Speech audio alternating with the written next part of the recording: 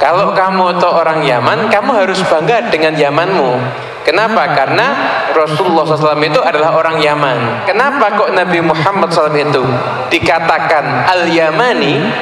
Karena Nabi itu keturunan daripada Nabi Ismail alaihissalam.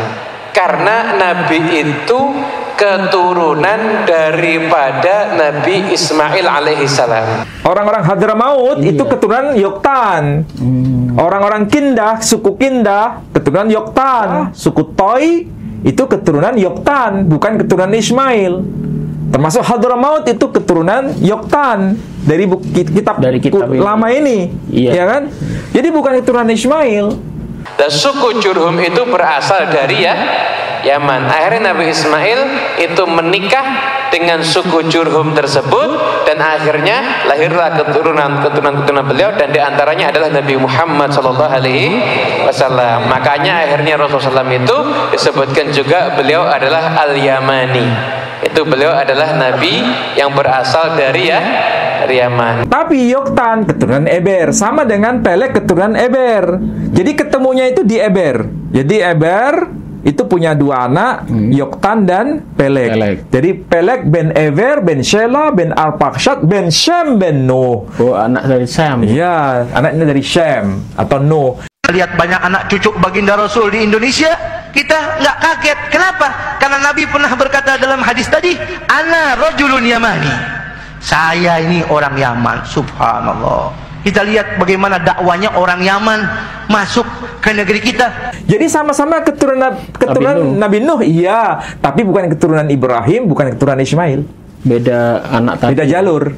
Beda jalur. Makanya haplogrupnya beda. Jadi hasil tes DNA haplogrup Habib Agus Abu Bakar Arsal Al-Habsi itu haplogrupnya adalah GM201. Ini kamera bisa dilihat di sini.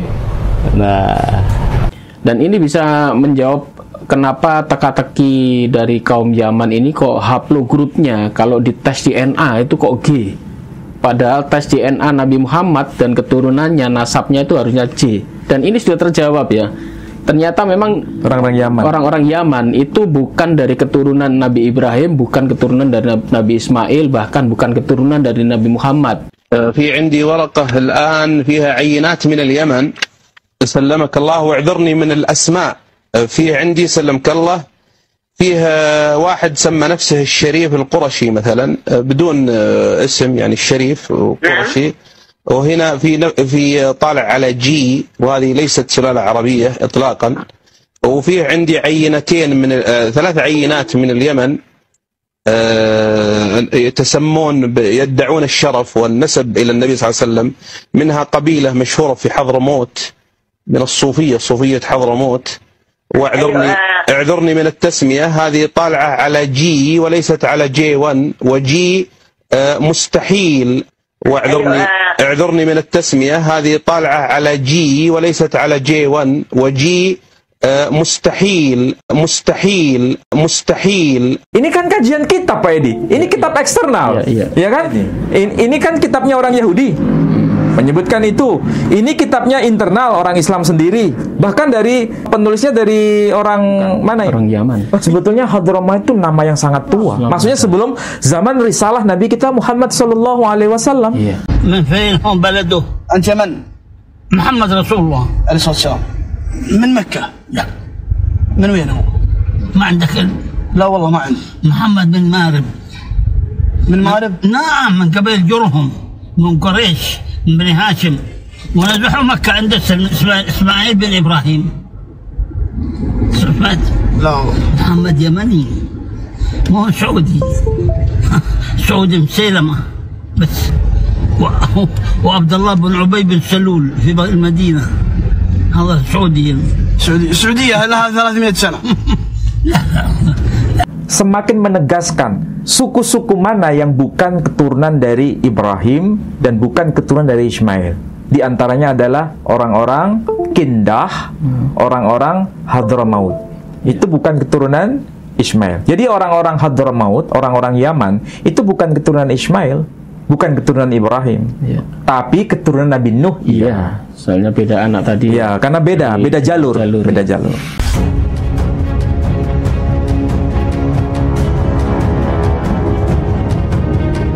kalau kita cermati dari hasil diskusi yang ada di medsos dari semua lapisan, baik dari kalangan yang pro tesisnya Kiai Imad ataupun yang kontra dengan tesisnya Kiai Imad, nampaknya pembahasan nasab mengenai kaum Ba'alawi itu belum selesai. Tapi sebenarnya ya, yang kita bahas itu urgennya itu bukan pada nasab Ba'alawi saja, tapi nasab dalam konteks umum. Kita akan mempelajari nasab itu sebenarnya bagian dari keberislaman kita. Karena yang menjadi pangkal pembahasan itu adalah nasab Nabi Muhammad SAW, dan seorang muslim harus paham itu. Jadi kita belajar nasab itu apakah penting? Sangat penting. Mau nasab ditujukan kepada siapapun, itu adalah tambahan informasi yang bisa dikaji bersama. Tapi berkaitan dengan pembahasan nasab Nabi Muhammad SAW, itu justru menjadi pilar utama dalam keberislaman kita. Jadi kalau ada orang bertanya tidak penting belajar nasab, itu sesuatu yang keliru.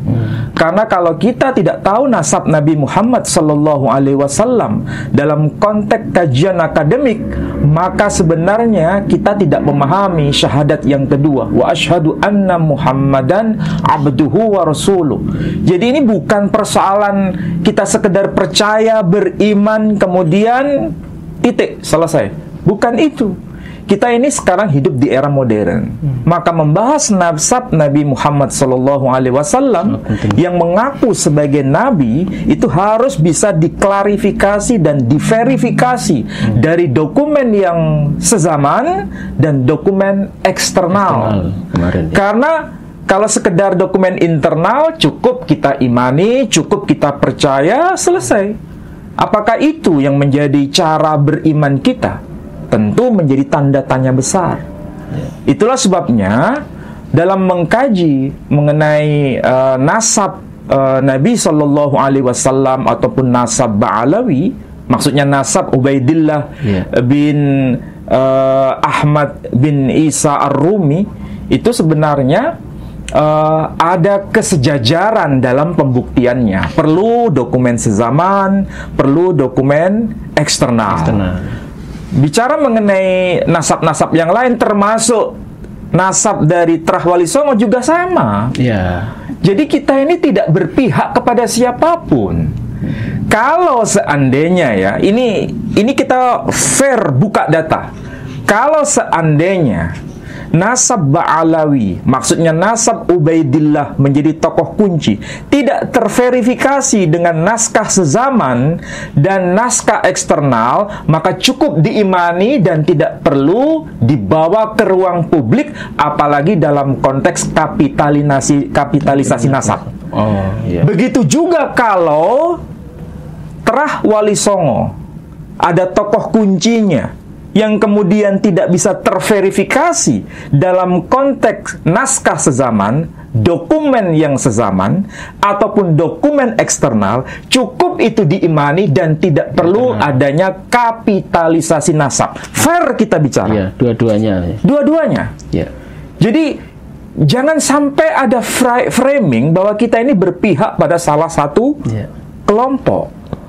Kebanyakan orang-orang ini nggak paham apa yang kita bicarakan. Iya kan?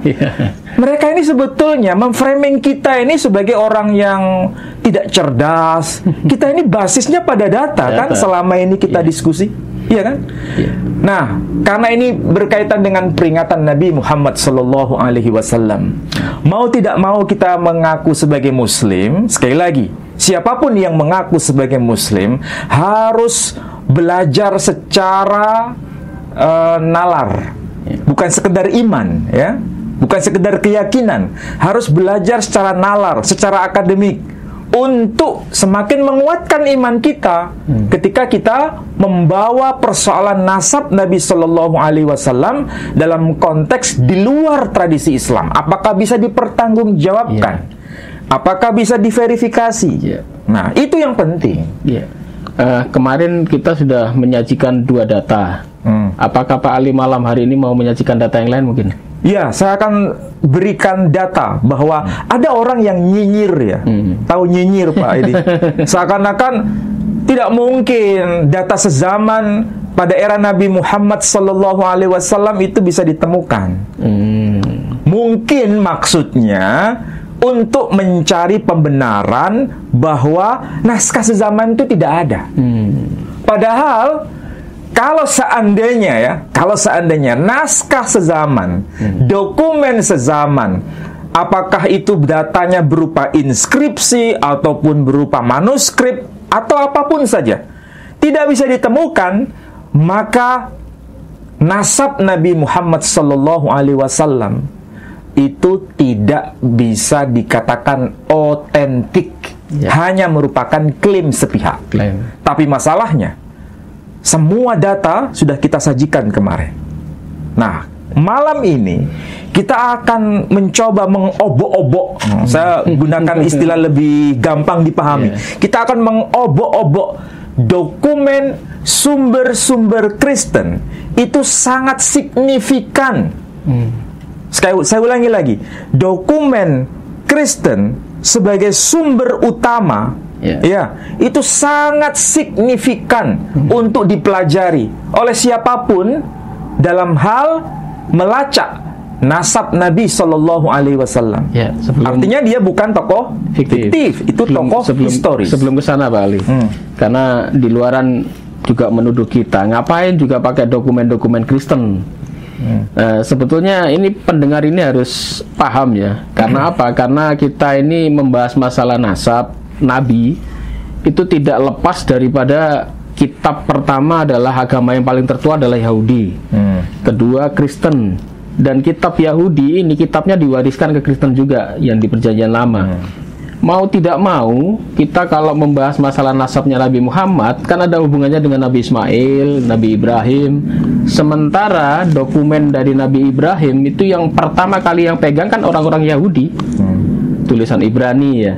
Kemudian diturunkan kepada orang-orang Kristen, yang diteruskan oleh romo-romo, pastor dan sebagainya, dan para bishop yang paling tertua itu ya kemarin Pak Ali bahkan ada tampilkan foto-fotonya kemarin. Jadi para pendengar, para viewer, tolong dipahami di sini kalau Pak Ali bilang dokumen dari orang-orang Kristen, bukannya kita ini mendukung orang-orang Kristen, pro Kristen, tidak, tetapi kita ini berbicara masalah data. Dan data tidak mengenal agama. Apapun itu netral kita. Yang penting data, mau dari Yahudi, dari agama Kristen, bahkan kapan hari kita bahas juga data dari Syiah pun bisa dipakai. Bahkan data dari Hindu ada. Bahkan data dari Hindu kemarin juga dibongkar, data dari Hindu. Silakan Balik, silakan. Ya, begini. Jadi kalau kita membahas nasab Nabi Muhammad SAW dari dokumen atau sumber-sumber Kristen, itu memang benar-benar sangat-sangat signifikan. Saya tidak berkata sangat signifikan, tapi sangat-sangat signifikan. Berarti sangat penting, sangat urgent. Kenapa? Dokumen-dokumen Kristen sebagai sumber otentik itu ternyata ditulis itu relatif sezaman dengan peristiwa.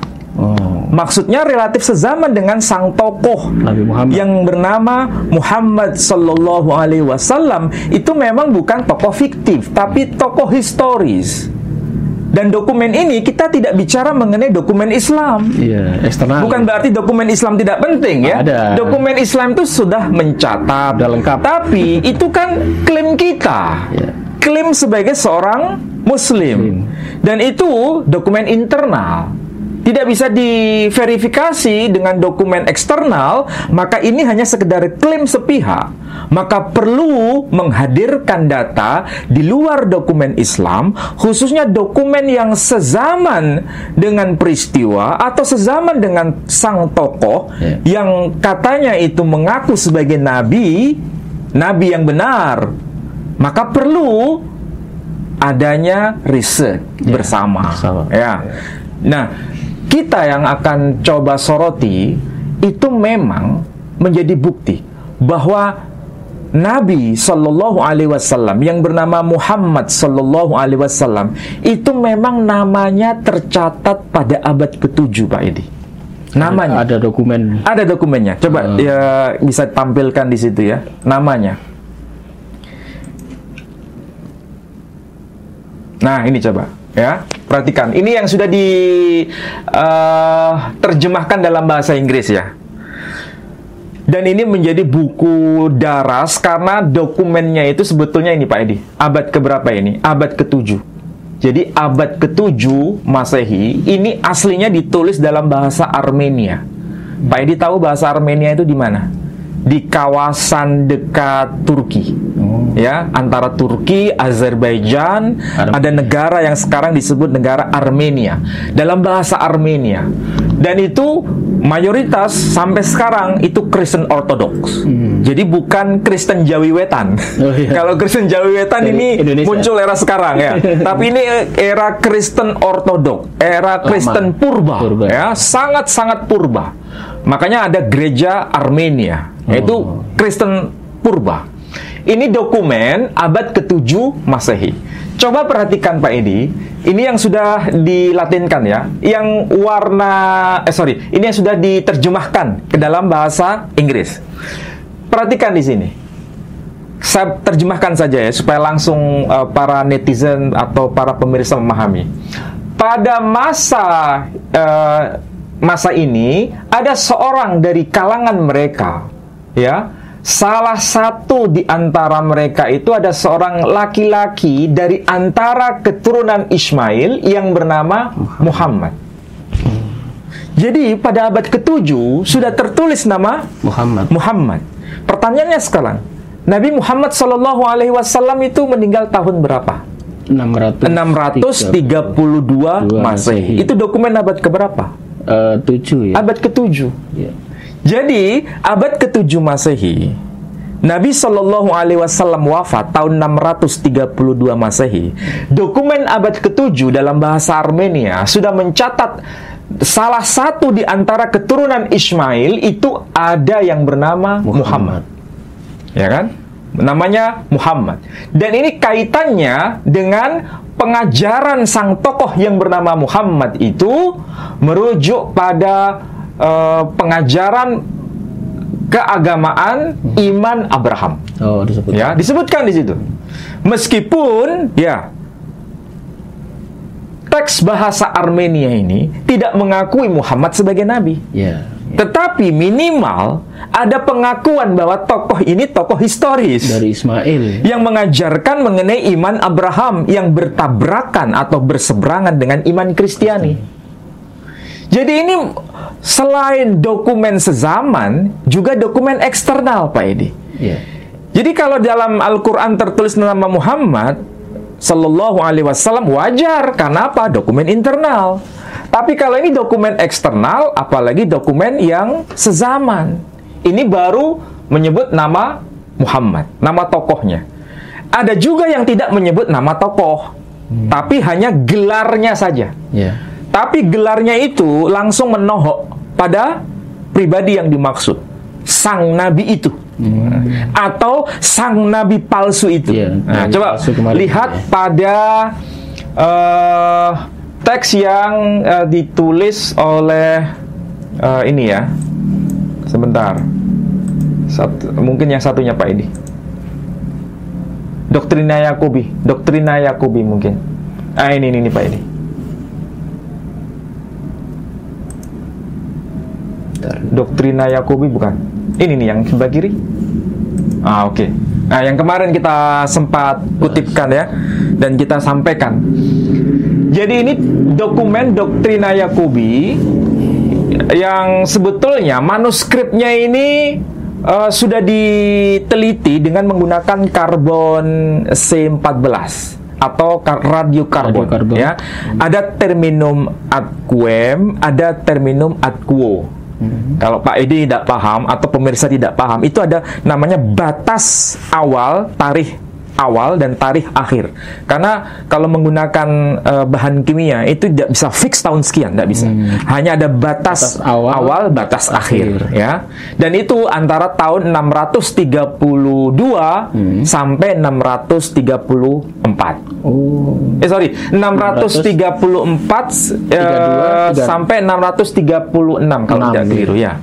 Jadi kalau ini dokumen 634, sedangkan Nabi kita Muhammad Sallallahu Alaihi Wasallam itu meninggal tahun 632. Berarti selisihnya hanya berapa tahun? 2 tahun. Hanya 2 tahun. Pak Edi harus ingat, 2 tahun, bukan 2 abad, ya. 2 tahun. Kalau 2 abad itu jaraknya sangat jauh, Pak Edi. Sama seperti yang digugat oleh Kiai Imad itu, ya. Kiai Imaduddin berkaitan dengan tokoh Ubaidillah yang jaraknya itu bukan 2 abad, tapi 5 abad lebih. 500 tahun. Nah, ini bukan 2 abad, Pak Edi, tapi 2 tahun. Berarti ini dokumen yang sangat dekat dengan peristiwa, sangat dekat dengan sang tokoh, ya. Hanya selisih 2 tahun. Tapi perhatikan di sini ada kode istilah yang dipakai, otiho propetes anefane erhomenos metaton sarakenon. Maksudnya apa? Ho propetes kemarin sudah saya jelaskan. Kalau ada ho berarti itu sama dengan the. Misalnya the book berarti buku yang itu. Berarti sudah pasti kan? Kalau a book, ya sebuah buku yang mana? Ya tidak tahu, pokoknya sebuah buku. Tapi di sini bukan propetes, bukan sekedar nabi, tapi ho propetes, nabi yang itu. Sudah pasti. Jadi ini tokoh historis, bukan sekedar tokoh yang mengawang-awang, yang tidak jelas, tapi ini sangat-sangat jelas. Oke? Makanya disapa dengan gelarnya ho propetes, sang nabi itu. Ane pani erhomenos metaton sarakenon, yang berasal dari keturunan atau kalangan Sarasen. Oke? Pertanyaannya sekarang, Sarasen itu apa? Nah, butuh penjelasan, Pak Edi. Ya, intinya apa? Ada seorang nabi, ada orang yang mengaku sebagai nabi, berarti ini tokoh historis, ya. Mengenai diakui sebagai nabi atau tidak sebagai nabi itu urusan kedua. Tapi yang paling mendasar adalah ini tokoh historis yang mengaku sebagai nabi yang berasal dari kalangan kaum Sarasen, muncul dari tengah-tengah kaum Sarasen. Pertanyaannya sekarang, Sarasen itu apa?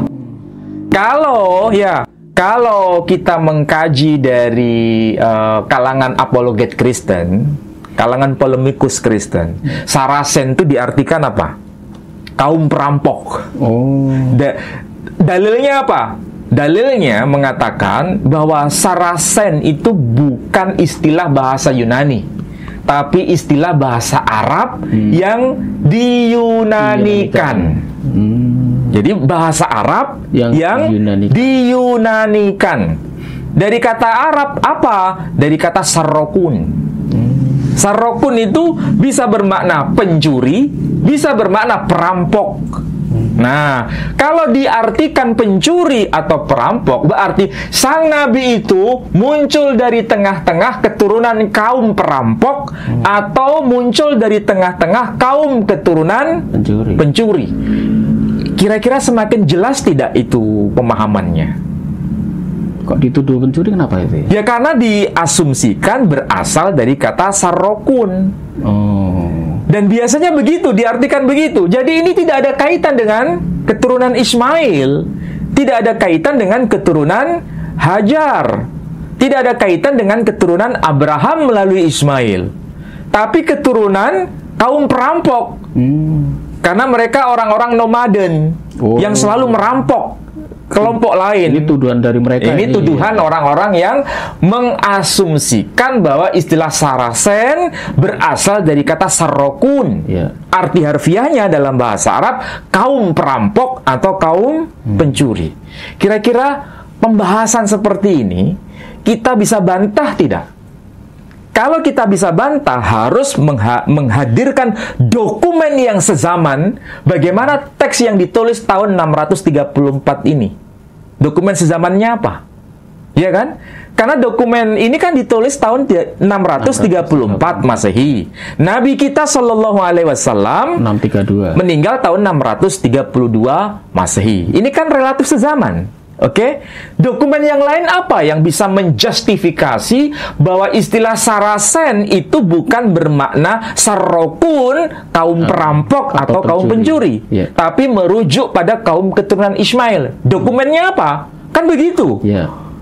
Iya kan? Tahu maksud saya Pak Edi? Betul. Maksudnya dokumen eksternalnya ya. Ini karena tuduhan dari orang-orang yang memang kalau dari orang Kristen pasti dia kan tidak suka dengan orang-orang Islam. Dianggap nabi palsu lah, dianggap keturunan kaum perampok lah, iya. Apalagi ada tuduhan dari keledai liar lah, seperti itu ya. Makanya kita perlu dokumen sezaman, dokumen eksternal. Untuk ingat ini. Dua kata kunci Pak Edi, dokumen sezaman dan dokumen eksternal. Apa ada ini Pak Ali? Ada. Nah, coba lihat dokumen yang ditulis oleh seorang uskup, ya, uskup yang hidup pada saat Nabi masih hidup. Uskup Isidoro Epsifile namanya. Isidore Epsifile. Coba yang dokumen agak coklat. Ada tulisan itu ya? Ada. Yang tadi. Oke. Sekarang ya. Nah, perhatikan di sini dulu. Coba, ini saya berikan catatan supaya paham. Jadi, ada Bapak Gereja Patristik kan namanya. Ya, Gereja Patristik itu bapak-bapak gereja, tokoh-tokoh gereja yang hidup hampir sezaman dengan murid-muridnya Yesus Kristus. Jadi jaraknya tidak terlalu jauh. Jadi ini murid-muridnya Yesus Kristus. Ya. Sekali lagi, murid-muridnya Yesus Kristus. Jadi secara sanad keilmuan itu dekat. Ya. Kemudian tokoh ini salah satunya adalah Eusebius. Ini seorang sejarawan gereja paling awal. Kalau kita ini, kitab tarikh yang paling awal apa? Kita, tradisi Islam. Kitab tarikh yang paling awal berkaitan dengan Nabi Shallallahu Alaihi Wasallam atau kitab sirah ya. Kalau kitab tarikh ya tarikh At-Tabari misalnya. Tapi kalau kitab sirah ya sirah Ibnu Ishaq. Nah, ini menulis juga mengenai salah satu dokumen yang disebut Historia Ecclesia, sejarah gereja. Sejarah gereja. Historia Ecclesia. Itu Santo Eusebius. Kemudian Santo Jerome. Santo Jerome juga masuk kategori patristik. Kemudian setelah Santo Jerome ya yang hidup pada abad ke-4 dilanjutkan oleh Uskup Isidore of Seville. Perhatikan, Uskup Isidore of Seville itu lahir tahun 560 sampai 636 Masehi. Berarti abad keberapa ini? 7 juga. Abad ke-7 ya. Abad ke-7. 560 sampai 636 ya. Coba bandingkan dengan tahun kelahiran dan tahun wafatnya Nabi kita Muhammad Sallallahu Alaihi Wasallam. Nabi kita ini tahun lahirnya 571 Masehi, meninggal tahun 632 Masehi. Intinya, sebelum Nabi kita Muhammad Sallallahu Alaihi Wasallam dilahirkan, Uskup Isidore of Seville sudah dilahirkan. Sebelum Nabi kita Muhammad Sallallahu Alaihi Wasallam meninggal dunia, wafat, Uskup Isidore of Seville masih hidup. Masih hidup berapa tahun? 4 tahun. Masih hidup 4 tahun kemudian. Berarti tokoh yang bernama Uskup Isidore of Seville itu hidup sezaman dengan Nabi kita Muhammad Sallallahu Alaihi Wasallam ataukah tidak? Sezaman. Perhatikan ya, sezaman. Apa yang tertulis di buku beliau? Buku beliau judulnya adalah Etimologia. Dalam bahasa Latin dia tulis. Apa yang tertulis di situ? Nah, perhatikan di sini. Ini karyanya. Judulnya adalah Liber Etimologia. Agak kesana Pak Edi. Yang saya kasih tanda, yang ada tanda panah, dibesarkan aja. Nah, di sini tertulis Pak Edi, agak besar.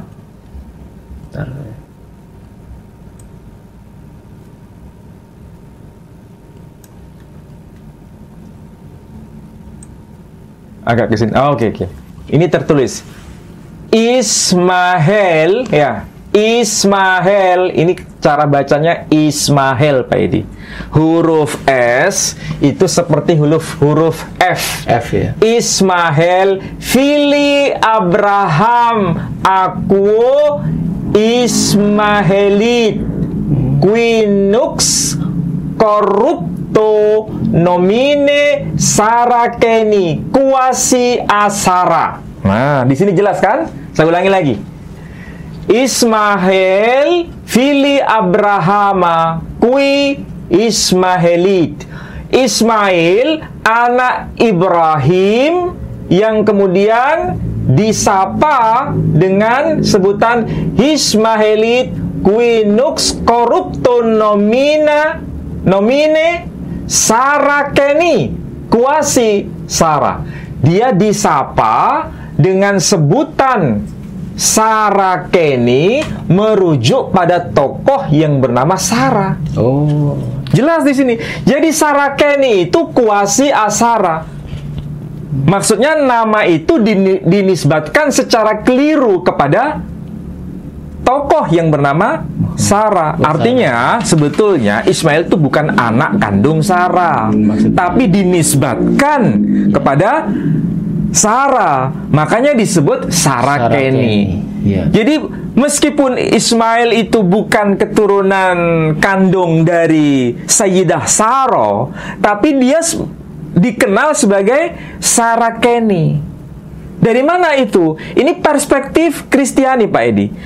Lihat Pak Edi di kitab Kejadian pasal 16 ayat 1 dan 2. Coba cek. Kejadian. Kitab Kejadian pasal 16 ayat 1 sampai ayat 2. Kejadian pasal 1 16. Oh, pasal 16. 16 ayat 1 sampai ayat 2. Ayat 2 ini ya. Coba baca. Adapun Sarai, istri Abraham itu tidak beranak. Ia mempunyai seorang hamba perempuan orang Mesir, Hagar namanya. Berkatalah Sarai kepada Abraham, engkau tahu Tuhan tidak memberi aku melahirkan anak. Karena itu baiklah hampiri hambaku itu. Mungkin oleh dialah aku dapat memperoleh seorang anak. Dan Abraham mendengarkan perkataan Sarai. Nah, oke. Ayat 1 dan ayat 2 dari kitab Kejadian pasal 16 itu memberikan informasi ya bahwa Hagar itu memiliki sesuatu dalam keluarga besar Abraham. Memiliki apa? Status.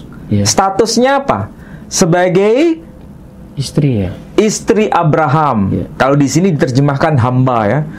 Kalau dalam bahasa Ibrani sebetulnya teks aslinya sifhat. Sifhat.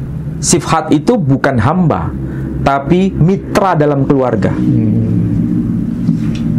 Kalau disebut mitra dalam keluarga, berarti asisten, gitu, asisten rumah tangga. Iya, asisten ya? Gitu ya. Yang dipercaya oleh Sarah. Nah, Sarah posisinya waktu itu tidak bisa memberikan putra bagi Abraham. Maka dalam konteks hukum Hammurabi pada masa Abraham, maka kebijaksanaan Sarah adalah memberikan Hajar, Siti Hajar kepada Abraham untuk dinikahi. Dari beliau nanti, dari Hajar itu melahirkan seorang putra yang bernama Ismail. Dan nanti Ismail ini akan diakukan. Tahu diakukan? Iya, anak angkat. Dinisbatkan gitu ya, kepada Sarah. Makanya Sarah berkata, oleh karena dia aku nanti punya keturunan. Berarti dalam konteks masa purba, Ismail itu memiliki dua status. Status anak biologis dan status sebagai anak yuridis. Kalau dia statusnya anak biologis, itu anak dari perempuan yang bernama Hajar. Kalau dia statusnya sebagai anak yuridis, secara hukum, maka dia adalah anaknya Sarah. Ya. Itulah sebabnya Sarah berkata, oleh karena dia, maksudnya oleh karena Hajar, aku akan punya keturunan. Iya kan? Dianggap beliau ini putranya Sarah. Ya. Coba lihat tuh ayat yang kedua, coba baca. Ya. Berkatalah Sarai kepada Abraham, engkau tahu Tuhan tidak memberi aku melahirkan anak. Karena itu baiklah hampiri hambaku ini, mungkin oleh dialah. Maksudnya siapa? Mungkin oleh Hajar. Maksudnya aku dapat memperoleh seorang anak. Jelas kan? Berarti ini konteksnya adalah anak yuridis. Statusnya anak yuridis. Itulah sebabnya Ismail juga disebut sebagai Sarakeni. Nah, coba kembali ke teks yang tadi. Tulisan dari Isidore of Seville, Uskup Isidore of Seville. Dari penegasan Uskup Isidore of Seville yang sezaman hidupnya dengan Nabi Muhammad SAW, itu kan berarti rekaman kolektif pada eranya. Ya, rekaman kolektif. Bahkan rekaman kolektif ini ada sanad dengan Santo Yerum yang hidup pada abad sebelumnya. Ada sanad dengan Eusebius yang hidup pada abad ketiga sampai ke Yesus. Dan ini berarti kalau bahasa para pengkaji ilmu nasab itu suhrah wal istifadah. Ya kan? Sudah suhrah wal istifadah bahwa istilah Sarakeni itu merujuk pada nama Sarah, bukan merujuk pada kaum perampok atau kaum pencuri. Yang tuduhan pertama tadi. Iya kan? Ini dokumen yang sezaman dan eksternal, Pak Edi. Jadi kalau kita membantah orang yang menuduh begini dan begitu, cukup hadirkan dokumen sezaman dan dokumen eksternal yang menjawab pertanyaan tadi itu ya. Iya. Jadi jelas di sini istilah Sarakeni itu kuasi asara. Jadi ada kaitan dengan nama Sarah. Itulah sebabnya namanya nanti itu disebut Sarakeni. Dan di sini ditegaskan, ya, selain disebut Sarakeni kuasi asara, disebut juga Agareni agar, keturunan disapa dengan sebutan Agareni, putra dari Agar. Jadi Ismail itu punya statusnya dua. Keturunan Hagar, juga keturunan Sarah. Keturunan Hagar secara biologis, keturunan Sarah secara yuridis. Ini bahasa apa ini, Pak? Ini bahasa Latin, Pak Edi. Ini bahasa Latin. Tapi aslinya dia nulis bahasa Latin. Bahasa Latin. Ini aslinya masih manuskrip asli. Ini manuskrip, Pak Edi. Dan sudah diterjemahkan ke dalam bahasa Inggris. Silakan kalau yang tidak ngerti bahasa Latin bisa membaca versi bahasa Inggrisnya. Diterbitkan oleh Cambridge University Press. Sudah diterbitkan. Bukan kampus ecek-ecek, Pak Edi. Ini kampus yang terkenal di dunia, ya. Dan dokumennya ya ini dasarnya ada. Oke, jadi dari sini kelihatan ya, dokumen yang sezaman menyebutkan bahwa Ismail disapa dengan sebutan Sarakeni. Ya, anaknya Sarah, keturunan Sarah, nasabnya nyambung kepada Sarah, tapi nasab dalam konteks yuridis. Tapi kepada Hagar konteksnya adalah nasabnya biologis. Oke, sekarang lanjut ke pembahasan berikutnya, Pak Edi. Yang mana itu? Nah, oke. Jadi kalau dari sini ya, coba kalau supaya nanti lebih paham di sini ya. Jadi ini saya tulis ulang. Jadi Ismail fili Abraham aku Ismailit kin korupto nomine Sarakeni kuasi asara agarene agar. Ini saya terjemahkan begini. Ismail anak Abraham. Kaum keturunan Ismail mengidentifikasi diri mereka secara keliru dengan sebutan Sarakeni, seolah-olah keturunan dari Sarah. Mereka sejatinya disebut kaum Agareni, kaum keturunan dari Hagar. Ini perspektif dari Kristiani. Oke? Tapi mereka tidak menolak bahwa sebutan Sarakeni itu memang dinisbatkan kepada Sarah.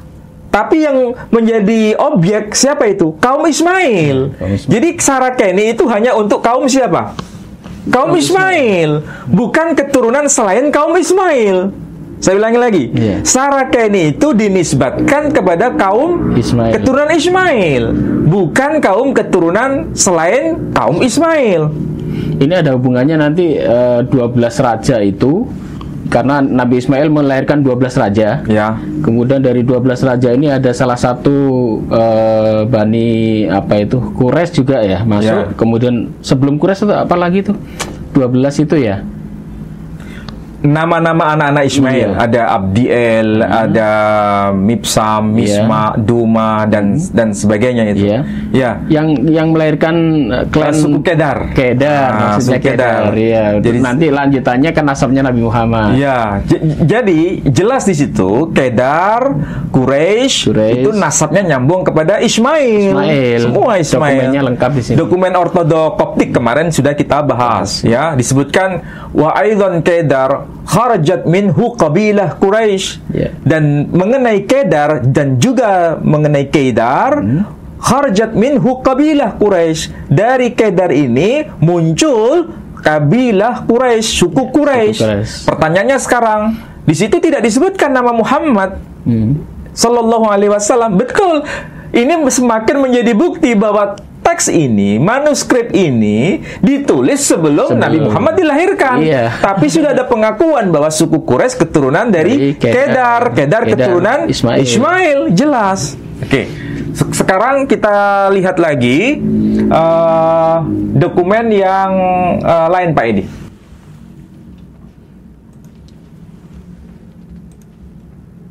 Yang gambar kita lihat peta ya. Kita lihat peta.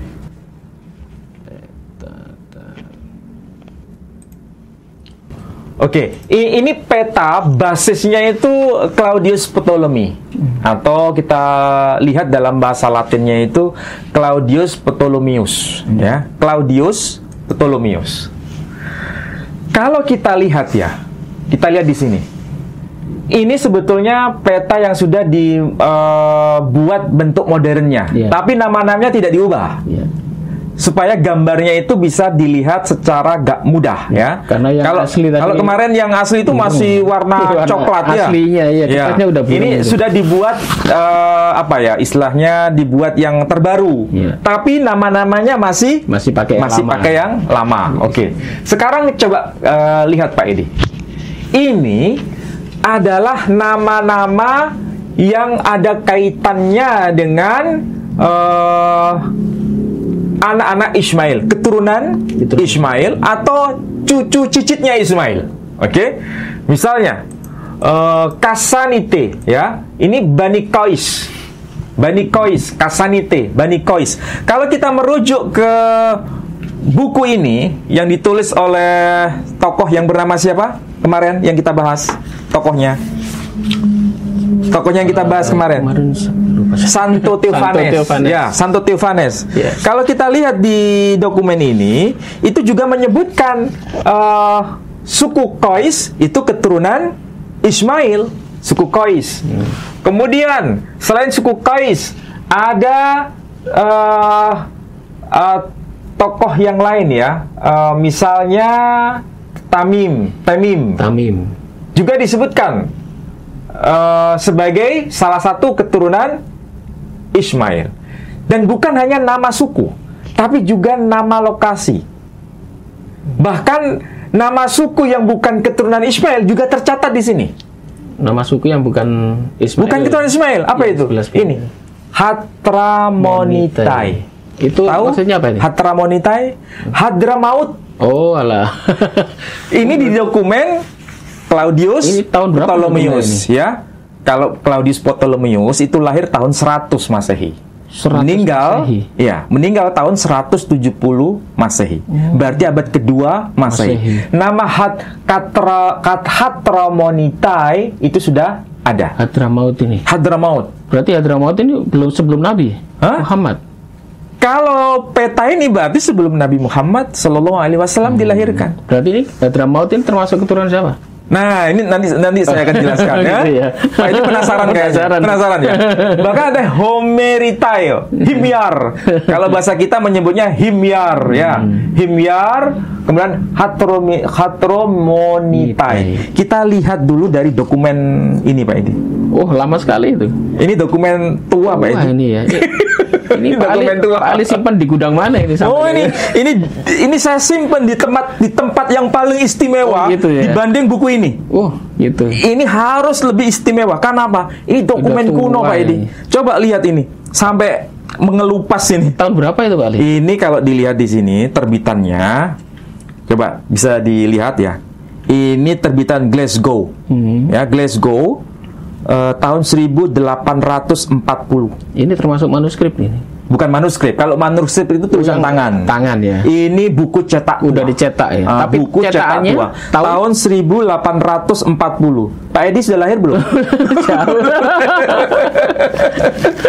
Mungkin bapaknya Pak Edi juga belum lahir ya. Kakeknya Pak Edi juga belum lahir. Berarti waktu itu teknologi cetak udah canggih. Udah canggih 1840 Masehi ya. Ini adalah Torat Moshe, Sefer Bereshit ya. Torat Moshe Sefer Bereshit. Jadi ini bagian dari Hamisha Humshe Torah. Ada kitab Kejadian, kitab Keluaran, kitab Ulangan. Kitab Kejadian, kitab Ulangan, kitab Imamat, kitab Bilangan dan kitab Ulangan. Ya. Kejadian itu kitab Kejadian Sefer Bereshit. Kitab Keluaran disebut kitab Sefer Shemot. Kemudian kitab Imamat disebut Sefer Wayikra. Kemudian kitab Bilangan disebut Sefer Bamidbar. Kemudian kitab Ulangan disebut Sefer Devarim. Nah, ini hanya khusus Sefer Bereshit, kitab Kejadian. Nah, ini harus pelan-pelan Pak Edi. Kalau nggak rusak. Kertasnya udah lama ini. Tahun 1800. Di sini ada suku Wekahton. Ya, di sini ada itu sebetulnya suku Kahtan. Jadi Wekahtan, atau mungkin Pak Edi bisa yang lama ya. Oh, yang lama dulu. Coba lihat. Kahtan. Yang lama tadi Buruk ya. Iya. Buruk ya. Taruh mana tadi ya? Bentar ya.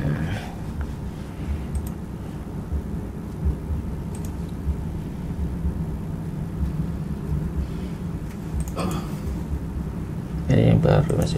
Yang baru.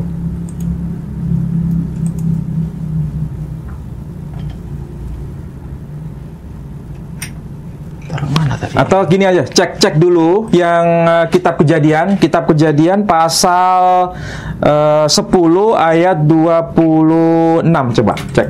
10 ayat 26. 10 ayat 26. Itu. Yoktan memperanakkan Almodad, Selef, Hazarmawet dan Yera. Ya. Yoktan memperanakkan Almodad, Selef, Hazarmawet dan Yera. Kalau dimaksudkan ini, Pak Edi paham enggak apa yang tertulis di sini? Yoktan itu punya keturunan, ya.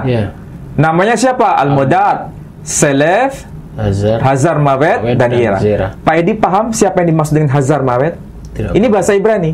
Bahasa Arabnya menjadi Hadramaut. Walah. Hazar itu Hadra. Mawet maut. Jadi Hazarmawet Hadramaut. Berarti Hadramaut ini anaknya Yoktan. Yoktan ini siapa? Yoktan itu anaknya Eber. Tapi Eber itu punya 2 anak, ya. Pertama Peleh, kemudian Yoktan. Ya. Jadi Eber itu punya 2 anak, namanya Pelek dan Yoktan. Dari Yoktan ini memperanakkan Hazarmawet. Nah, sementara Eber memperanakkan Pelek. Pelek ini nanti menurunkan Nabi Ibrahim. Jadi kalau begitu, orang-orang Hazarmawet, kaum Hazarmawet, keturunan Hazarmawet atau Hadramaut itu bukan keturunan Abraham. Oh, bukan keturunan Abraham. Nah, coba perhatikan di sini ya. Ini yang bahasa Ibraninya disebut Waqahtan. Wayaqtan disebutkan Wayaqtan, bahasa Arabnya Qahtan. Ya, Wayaqtan di sini disebutkan Yalat et Almodat wa et Salaf wa et Hazarmawet wa et Yara. Maksudnya, dan Qahtan atau Yoktan melahirkan al-Modad, wa'ad Salaf dan juga Salaf, wa'ad Hazar Mawet, Hadramaut kalau bahasa Arabnya, dan juga Yarah. Tapi yang saya fokuskan adalah Hazar Mawet. Jadi nama Hazar Mawet atau Hadramaut itu adalah nama yang paling purba. Jadi bukan muncul pada masa era Islam, Pak Edi. Hadramaut itu nama-nama ini akhirnya jadi suku nanti ya. Asalnya dari nama orang. Nama orang. Di sini dijelaskan oleh Rabai Rashi. Nah, Shlomo bin Yitzhak ya. Saya jelaskan di sini ada penjelasan dari Rashi sendiri. Di sini dikatakan apa ini? Hazar Mawet. Jadi arti harfiahnya dari Hazar Mawet itu diterjemahkan dengan istilah apa? Dengan istilah artinya itu kawasan kematian. Jadi orang yang hadir di situ pasti mengalami kematian. Maksudnya gimana ya? Ya, ini adalah arti harfiah. Jadi karena mungkin tanahnya itu gersang gitu. Tanahnya itu tanah yang kematian gitu ya. Ya, dalam bahasa awamnya tidak ada makhluk hidup yang hidup di situ gitu mungkin. Secara geografis itu tanah yang keras, kering, tanah yang tidak bertuan, tanah yang menyebabkan orang di sana itu menderita. Jadi kalau di sana kematian deh. Hadramaut. Ini penjelasan dari tokoh besar dari kalangan Rabi Yahudi sendiri, ya. Jadi makanya disebut sebagai kawasan kematian atau tanah kematian. Ini penjelasan dari Rashi sendiri. Kalau kita lihat data ini, Pak Ali, kalau Hadramaut ini berarti keturunan dari Ham ini ya? Bukan. Hadramaut itu keturunan dari Shem. Keturunan dari Shem. Oh, ini ya. Iya, betul, keturunan Shem. Nanti Shem itu punya cicit namanya Eber. Eber punya anak namanya Peleg dan Yoktan. Dari Peleg ini nanti lahir Nabi Ibrahim, lahir Nabi Ismail. Dari Peleg itu. Ya. Kalau dari Yoktan nanti itu lahir orang-orang Hadramaut. Jadi saudara ini ya. Sebetulnya ada hubungan saudara, tapi beda. Nah, bagaimana itu penjelasannya di buku ini? Ini juga buku tua juga. Oh iya, sangat tua lagi ini. Ini buku tua, oke? Nah, bentuknya aja sudah kayak gini, Pak Edi. Dapat buku kayak gitu dari mana, Pak Ali? Ini saya beli di Pasar Lowak, Pak Edi. Oh gitu ya? Tapi harganya lebih mahal daripada buku-buku yang fresh. Pasar Lowak Indonesia atau luar negeri? Ini Pasar Lowak Indonesia ini. Oh, mungkin orang nggak tahu, nggak paham ya. Kayaknya sepertinya ya. Ini dianggap buku yang lama sehingga nggak bermanfaat. Kemudian oleh generasi berikutnya dilowakkan. Apa itu dilowakkan? Dijual di Pasar Lowak itu. Tapi ini kalau saya beli mahal, Pak Edi. Mungkin penjualnya tahu kalau ini buku penting. Lama soalnya, iya. Tapi karena ini buku penting saya beli, Pak Edi, meskipun harganya mahal. Nah, ini judulnya Adwarut Tarikh Al-Hadrami. Jadi ini maksudnya berkaitan dengan sejarah Hadramaut. Oh, ini penting sekali buku ini, Bali. Lu sangat penting, ada kaitan dengan Hazar Mawet. Banyak yang cari ini. Penulisnya adalah Muhammad ibn Ahmad bin Umar Asy-Syatiri. Ya. Ini penerbitnya tidak dijelaskan tahun berapa. Tetapi kalau dari sisi kajian filologi ini penting. Karena apa? Pemiliknya itu memberikan catatan kalau dalam kajian filologi, catatan scholia, catatan pinggir, catatan kepemilikan. Nah, ini ditulis oleh penulisnya, pemiliknya ini tahun 1924 Masehi. Oh, itu tulisan ya kan? Tangan masa asli. Iya. Berarti ini mem itu Masehi. Berarti ini tahun 1924. Berarti buku ini pasti dicetak sebelum 1924, logikanya kan begitu. Ya. Iya kan? Berarti sebelum tahun ini 1924. Berarti sebelum Indonesia merdeka atau sudah? Lama ya.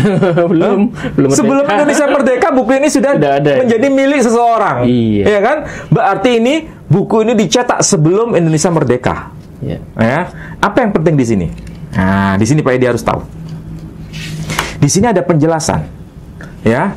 Di halaman 24 dikatakan al-Arab al-Aribah, ya. Al-Arab al-Aribah. Jadi orang Arab yang disapa dengan Arab Aribah. Siapa itu? Haula hum al-Qahtaniyun, dalam kurung au al-Yamaniyun. Jadi di sini disebutkan haula hum al-Qahtaniyun au al-Yamaniyun. Jadi yang dimaksud orang-orang Qahtan, keturunan Qahtan, itu nama lainnya orang-orang Yaman. Nah, siapa itu orang-orang Yaman? Siapa itu yang disapa dengan sebutan Al-Qahtaniyun? Itu keturunan Qahtan. Siapa itu Qahtan? Yoktan. Keturunan Yoktan. Kalau bahasa Arabnya Qahtan, bahasa Ibraninya Yoktan. Keturunan dari Eber, tapi bukan keturunan dari Pelek. Dan itu bukan ada kaitan dengan Ibrahim. Tidak ada kaitan dengan Ismail. Nah, ada lagi yang disebut Al-Arab Al-Musta'ribah. Ini orang Arab yang diarabkan. Bukan asli Arab. Tapi kalau Arab Aribah, Al-Arab Al-Aribah, itu orang Arab asli. Ya, keturunan Qahtan disebut Al-Yamaniyun, orang-orang Arab Yaman. Ini ada kaitannya nggak dengan Ubaidillah ya? Ada ini. Ini pembahasan. Coba lihat di sini. Ya, disebutkan ini. Ada yang disebut Al-Arab Al-Musta'ribah, ya kan? Disebutkan ada penjelasan di sini Pak Edi. Fahum nasl Ismail ibn Ibrahim alaihi wassalam wa yuqala lahum al-Adnaniyun wa hum qabail katsira. Ya, ma'rifah faminhum Tamim wa Ghatfan wa Kinanah wa minha Quraisy wa minhum Bani Hashim, dan dari Bani Hashim ini nanti muncul yang namanya Muhammad sallallahu alaihi wa alihi wasallam. Baru muncul. Jadi kalau begitu, ya, ada suku-suku penting Bani Tamim. Kemarin sudah bahas ya. Bani Tamim itu keturunan Ismail. Kemudian Bani Kinanah, keturunan Ismail. Dari Kinanah ini muncul suku Quraisy. Dari Quraisy ini muncul Bani Hashim. Dan mereka ini tidak ada kaitan dengan orang-orang Arab Al-Yamaniyun. Bedanya di mana itu, Ali? Maksudnya itu dari keturunan Nabi, kemudian ini dari yang Yaman itu. Kalau yang di sini Al-Arab Al-Musta'ribah itu keturunan Nabi Ismail, keturunan Ibrahim. Tapi kalau orang-orang Arab Aribah bukan keturunan Ibrahim, bukan keturunan Ismail, mereka disapa dengan sebutan Al-Qahtaniyun atau Al-Yamaniyun. Siapakah mereka? Di sini disebutkan beberapa contoh suku-sukunya. Ada suku yang disebut suku Kendah. Ada suku Toi. Kalau bahasa bahasa Aram, bahasa Suryani, Tayye, suku Tayye, Toy, dan disebutkan apa? Suku Hadramaut, Bani Hadramaut. Jadi Hadramaut itu bukan keturunan dari Ibrahim ya? Bukan keturunan Ismail. Masuk Yaman ini tadi. Iya, Al-Yamaniyun. Yaman itu pertama nama orang, tapi akhirnya dipakai nama lain atau nama sebutan keturunan Al-Qahtaniyun disebut Al-Yamaniyun. Di antara mereka itu ada yang disebut suku Kindah, suku Toy, dan suku Hadramaut. Jadi Hadramaut itu nama orang sebetulnya, tapi kemudian menjadi nama lokasi. Ya. Tempatnya di mana lokasinya? Ya di situ tadi petanya. Di kawasan mana itu? Semenanjung Arabia bagian selatan. Di kawasan mana? Coba ini. Ini kawasan mana ini? Yaman. Ini Yaman ini. Iya. Jadi kalau begitu, orang-orang Hadramaut, orang-orang Arab Yaman ini, ada nggak kaitannya dengan Bani Ismail? Tidak ada. Tidak ada kaitan. Makanya kalau dari sisi DNA, beda ya akhirnya. Secara DNA fisiknya, itu kan haplogrofnya haplograf G, ya kan? Padahal Nabi bukan Muhammad haplograf J. Kalau Nabi Ismail haplografnya J. Sama dengan Nabi Muhammad. Nabi Muhammad haplografnya J.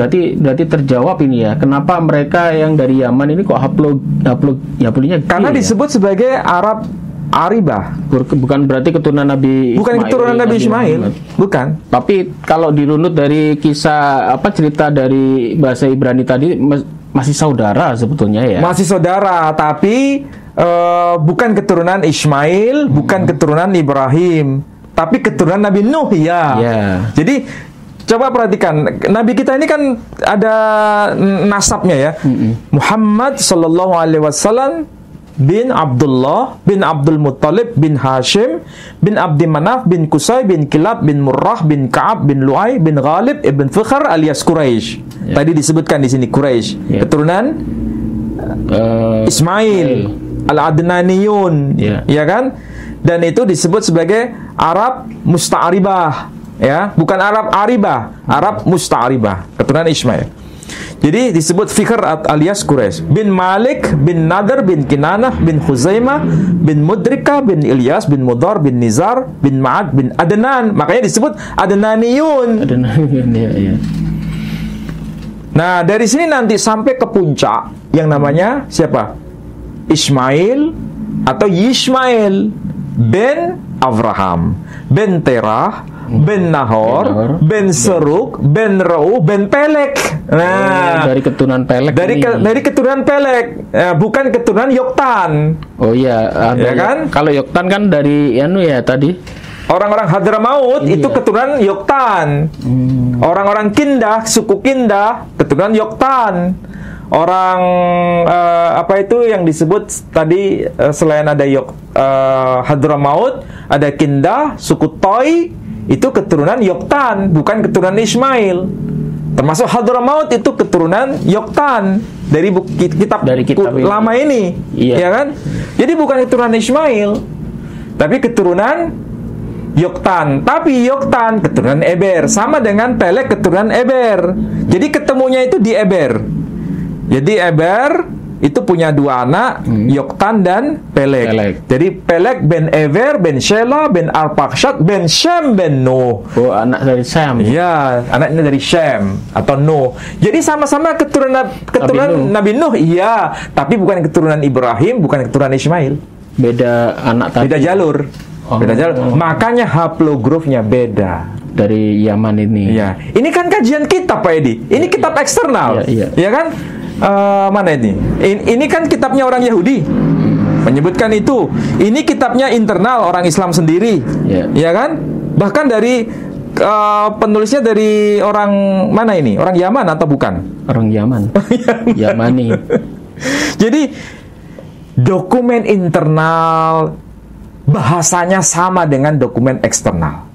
Bahkan kalau kita boleh berargumentasi, sebetulnya Hadramaut itu nama yang sangat tua.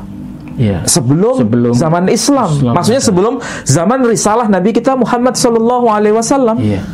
Sudah ada nama itu tercatat di kitabnya orang Yahudi. Dokumen tertua itu kan Dead Sea Scroll, naskah Laut Mati atau Makhtutat Arbahrul Mayyit.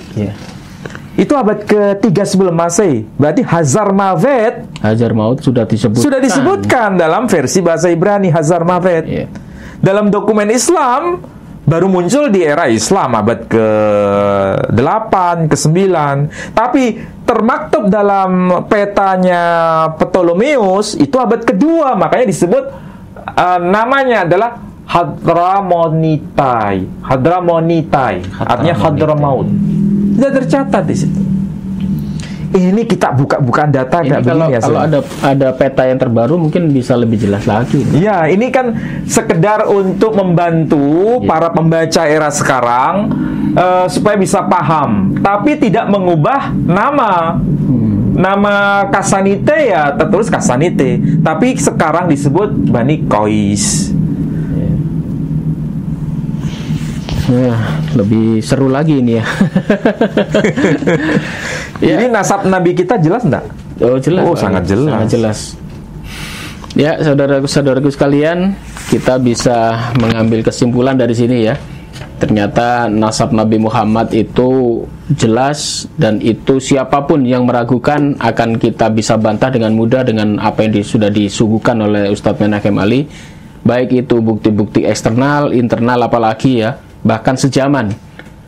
penulisnya sezaman, dan itu hanya selisih 2 tahun saja setelah Nabi Muhammad meninggal ya.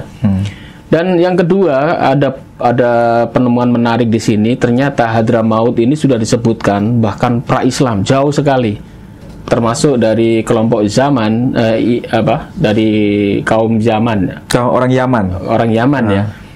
Dan ini bisa menjawab kenapa teka-teki dari kaum Yaman ini kok haplogrupnya kalau dites DNA itu kok G. Padahal tes DNA Nabi Muhammad dan keturunannya, nasabnya itu harusnya J. Dan ini sudah terjawab ya.